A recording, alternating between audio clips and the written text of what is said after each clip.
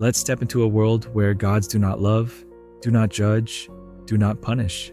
In this realm, divinity is not an outpouring of benevolence or wrath, but a ceaseless consumption, a ravenous force that devours all without discrimination. These gods are not creators or caretakers. They are devourers of hope and history, gathering in silence the fragments of every fleeting existence. They consume, they devour, they take what is given, and then they take what is not. And among these ancient entities, there is one that stands apart, a solitary, indifferent presence that demands no worship. For worship is a token of supplication unworthy of its cosmic stature. It does not crave prayers, for prayers are but the whispered rebellions of fragile hearts, defying the finality of death, and this god brooks no such insolence.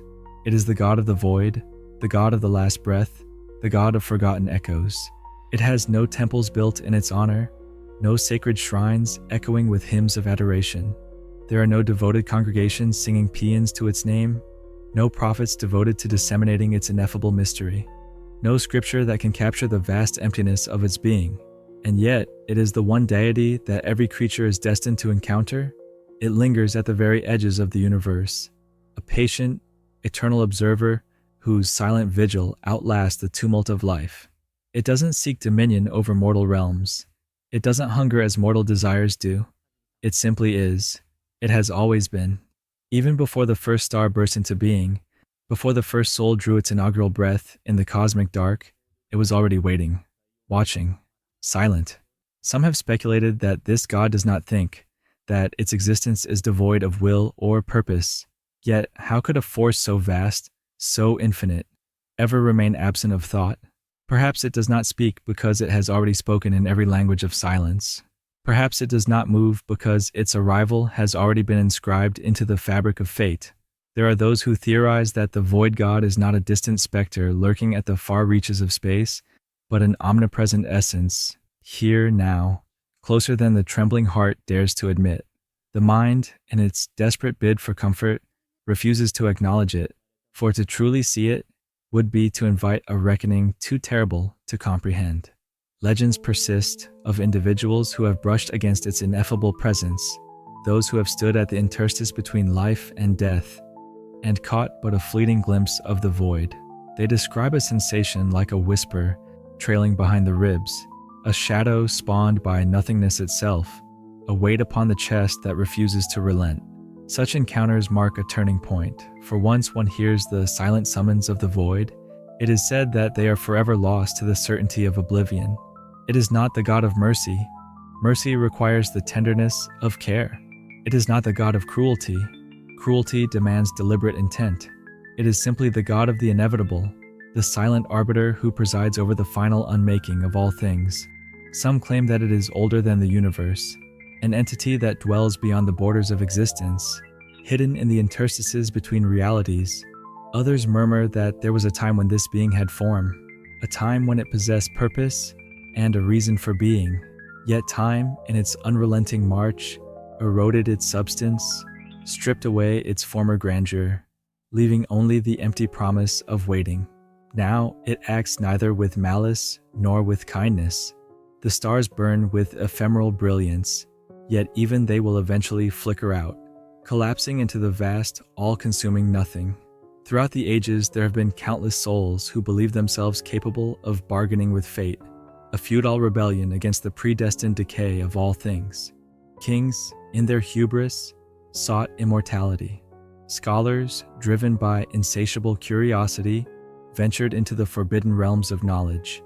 They sought the secrets that lay hidden in the uncharted darkness beyond mortal ken. Yet those who drank deeply from that well of forbidden lore found that their tongues withered, their minds crumbled beneath the weight of truths never meant for human understanding. And the sorcerers, those proud beings who believed they could outwit death itself, soon discovered that defying the inevitable only left them suspended in an eternal limbo. They could neither live nor die, trapped in a state of perpetual awareness, forever condemned to witness their own unending decay. But there are fates far more harrowing than these tragic bargains. In hushed whispers and fevered dreams, tales circulate of individuals who, upon glimpsing the void god, returned forever changed. They didn't perish completely, yet they were no longer truly alive. They became hollow shells, drained of color and emotion, emptied of all but the echoing silence. They are the unbidden messengers of the void, harbingers who carry with them the silent promise of what is to come. They speak not of the future, for words would only betray the certainty of the void, and thus, in their muted existence, all is already understood. There are those who claim that the deeper the silence, the closer the God draws near. In moments of absolute quiet, when the world seems to hold its breath, one might sense that it is listening, it is watching, choosing, waiting in the interstices of every pause. It is not only the final, shuddering breath that is its own, but every breath, each soft sigh, each whispered secret, each word uttered in the dark. It absorbs every murmur of existence, each lull in conversation, every heavy pause before an inevitable storm, and even the minuscule beat between heartbeats. It moves unseen, leaving behind not the scars of violent destruction, but the subtle marks of erasure. Entire cities vanish as though they were never there. Histories are rewritten until they bear no resemblance to the truth, and when its name is spoken aloud, the echoes dissipate before reaching the ears of another. Scholars, those custodians of forgotten lore, have come to call it the ultimate entropy, the unmaking of time and memory, the force that exists beyond the bounds of mortal reckoning. It is not the god of death, for death itself is burdened with memory, and the remnant of life. The void is something far deeper. It remembers nothing, records nothing. It simply removes, leaving behind only the inescapable silence. There exist entire locales where the mark of the void is undeniable. In these forsaken places, cities lie abandoned, their streets emptied of life, their once bright lanterns still burning a feeble vigil, their tables left with meals half consumed, as if time had simply forgotten them. No violent ruin mars these places, no overt destruction mars the surfaces. There is only a profound absence. It is as if the very essence of life has been gently, irrevocably erased. Those who know of these sites shun them, for the oppressive silence that shrouds them is a heavy burden, a soundlessness so profound that, lingering too long, may invite a disquieting presence, a faint echo of breathing that is not one's own. There is no escaping this God, no outpacing its inevitable approach. It cares not for the fervor of devout supplicants, nor does it seek adoration. It is indifferent to the fleeting hopes of mortal souls. It simply waits, an eternal sentinel at the threshold of existence.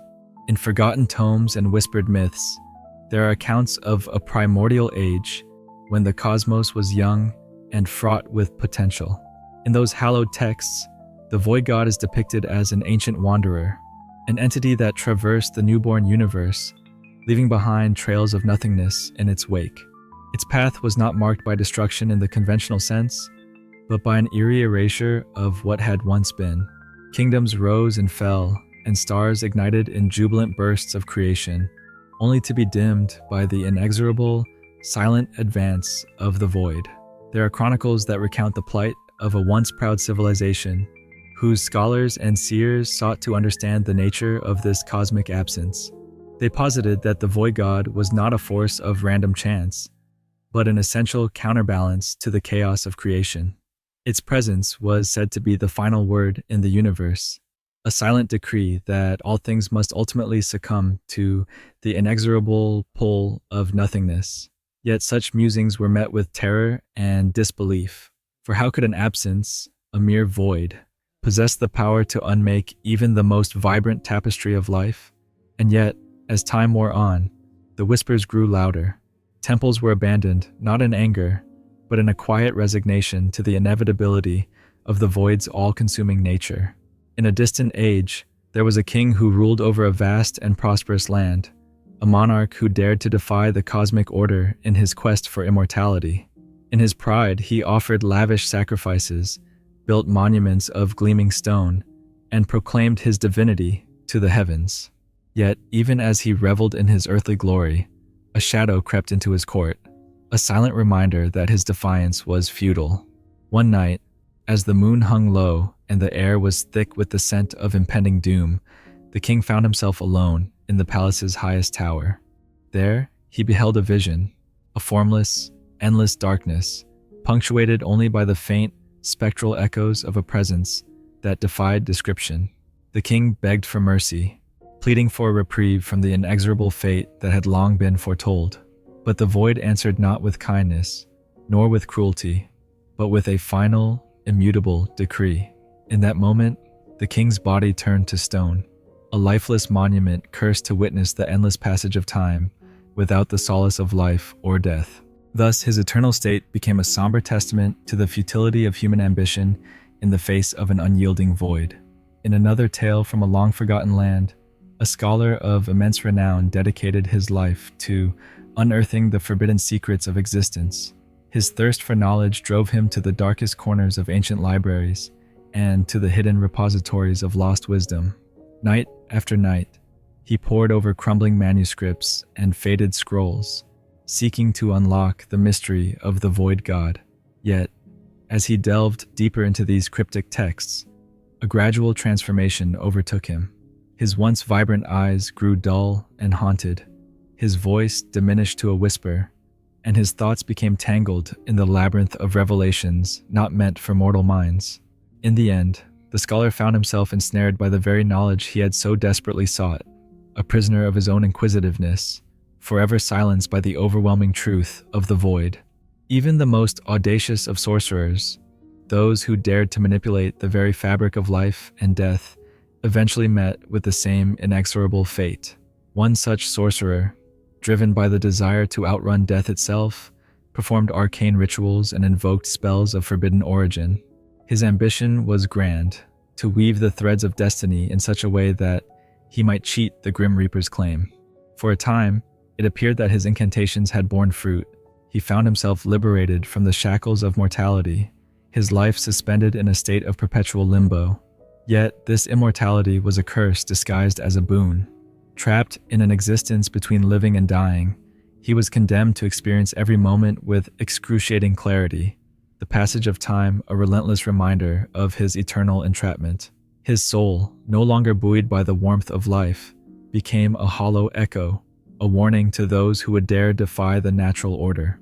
And then there are those souls whose encounters with the void god did not result in a mere twist of fate, but a complete unraveling of their very essence. These unfortunate individuals survived their brush with the abyss, yet they returned altered in ways both subtle and profound. Their eyes, once windows to the soul, now mirrored the infinite emptiness of a void where dreams and desires had withered away. They drifted through the corridors of existence like ghosts, neither fully alive nor entirely dead, but suspended in a state of perpetual desolation. To behold them was to glimpse the reflection of that vast, omnipotent nothingness that loomed at the end of all things. Some sages claimed that the presence of the void god grows stronger with the deepening of silence. In those rare moments when the cosmos falls into an almost unbearable hush, when even the clamor of thoughts recedes into nothingness, it is then that one might sense its proximity. In the quiet spaces between heartbeats, in the stillness that follows the storm of life, the void listens, it watches, it chooses. It is present in every exhalation, every breath drawn in the darkness. And if one dares to strain their ears against that all-encompassing silence, they may catch a faint murmur, an echo of the inevitable call that whispers of the end, of the final surrender to the void. It is said that the void leaves no trace of its passing, save for a quiet erasure, a subtle undoing of what once was. Entire metropolises, once vibrant with the pulse of life, vanish overnight as if swallowed by a tide of nothingness. Histories are rewritten, memories fade, and the names of once great civilizations dissolve into oblivion. When the name of the void god is uttered, its sound is swallowed by an endless silence, fading away before it can resonate in another's mind. To the scholars of fate, this phenomenon is known as the ultimate entropy, the final unraveling of all that is recorded, remembered, or cherished. For death may be the cessation of life, but the void is the erasure of memory, the absolute unmaking that leaves behind only the silent, unyielding truth of non-existence. In the desolate, frozen expanses of the universe, where even the dimmest glimmers of starlight struggle to persist, the remnants of civilizations long past whisper of a time when the cosmos thrummed with a vitality that defied the darkness. Ancient astronomers, peering through the veil of time with instruments wrought by desperate hope, have documented anomalies, vast regions of space where the very light seems to vanish, consumed by an all-encompassing emptiness. These voids are not the products of cosmic accidents or the fallout of dying stars, but the deliberate, almost methodical work of a force that knows no mercy. In these regions, the universe's oldest light is snuffed out, leaving behind a tapestry of pure, unadulterated darkness, a darkness that speaks of a power beyond the ken of mortal understanding. In the lore of civilizations that reach the zenith of their knowledge, there is talk of an era when the boundaries between life and oblivion were not yet defined, a time when the void god roamed freely, unchallenged and unchallenged by the burgeoning spark of creation. In those lost days, myth and memory intertwine, painting a portrait of a being whose very essence was the antithesis of life. The cities of those ancient peoples, built with the fervor of hope and the determination to defy fate, eventually fell silent. Their monuments, once erected in proud defiance of the void, now stand as solemn reminders of a truth too terrible to deny, that all is destined to be unmade. And so, there remain scattered pockets of the world where the traces of the void god's passage are most acutely felt. These are the haunted locales where time seems to slow to a crawl, where even the wind dares not disturb the oppressive quiet. In these forgotten places, the very air is heavy with the residue of vanished lives. Abandoned streets stretch out like grave markers for a once thriving existence. Lamplight flickers uncertainly in the darkness, as if struggling against an inevitable, encroaching night. In these sites, it is said, one might hear the faintest echo of a heartbeat, a reminder of life that once was, now absorbed by the endless silence. There is an immutable inevitability to the void god's dominion. It cares not for the devotions of men, the regal aspirations of kings, or the desperate yearnings of scholars. It does not seek to be adored, for adoration is a fleeting gesture of defiance against what is certain. It is content to exist, a constant in a universe defined by transience. And when its time comes, when the final note of existence has been played, and the last vestiges of life are but memories, it will arrive, not with fanfare or fury, but with the quiet inevitability of nightfall, dissolving all sound, all light, all hope. Thus we come to understand that the god of the void is not an arbiter of fate in the conventional sense. It is neither cruel nor compassionate. It is simply the embodiment of what must be. It is the final act in the cosmic play, a silent erasure that leaves behind no trace of the vibrant chaos that once reigned. In the grand ledger of existence, where every life is recorded only to be eventually obliterated, the void is the ultimate accountant. It tallies every breath, every sigh, every whispered word, and in the end, it claims them all as its own. In our fleeting lives, we are seduced by the illusion of control, the comforting belief that our actions, our passions, our hopes can alter the course of fate. Yet, as we traverse this winding path toward oblivion, we are reminded with each heartbeat that resistance is futile. Every moment of joy, every burst of sorrow, is but a prelude to the inevitable silence that awaits. The void is patient. It has witnessed the rise and fall of empires, the birth and death of stars, and through it all, it remains unchanged, a silent sentinel presiding over the cessation of all things.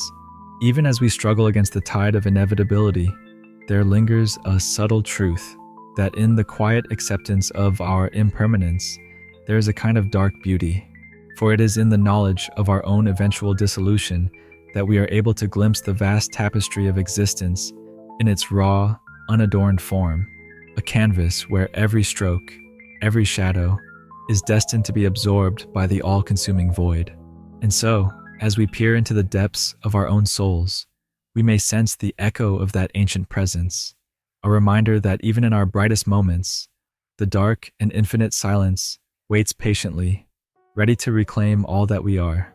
In the end, the God of the Void does not come with a scream or a violent upheaval. It does not mark its approach with cosmic signs or omens of disaster. It simply is, a presence so vast, so all-encompassing, that even the boldest of hearts can only tremble in its wake. When the final light dims and the last whisper fades, all will be drawn into its silent embrace. There will be no resistance, no final battle, only the quiet, unyielding descent into the abyss. Thus, as you read these words, remember, the void is not a distant threat, nor is it an abstract concept confined to ancient myth. It is real, it is here, and it patiently waits for the moment when every echo of life is silenced, when all that remains is the endless, dark, and ineffable embrace of nothingness. For in that final silence, the God of the Void welcomes you home.